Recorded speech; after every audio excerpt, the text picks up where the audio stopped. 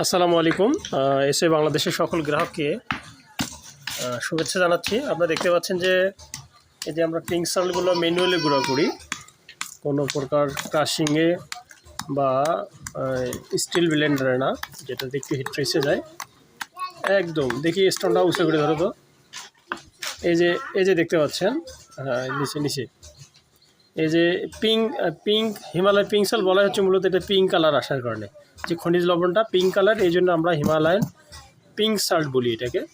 এই যে আপনারা দেখতে পাচ্ছেন এগুলো কিন্তু আবার এই যে গুঁড়া করলে এরকম এরকম সাদা কালার হয়ে যায়। তো অনেকে মনে করেন যে এগুলো সাদা কেন, তো মূলত স্টোনটা কিন্তু এরকম, এই যে দেখেন দুইটা একসাথে ধরো, এই যে এটা গুঁড়া করা হয়েছে আর এটা হচ্ছে মূলত স্টোনটা। তো এটি হচ্ছে হিমালয় পিঙ্ক সল্ট। আমরা একদম ম্যানুয়ালি করতেছি যাতে এটার শতভাগ গুণাগুণগুলো অঠিক থাকে, কোনোভাবে এর গুণাগুণ যেন নষ্ট না হয়।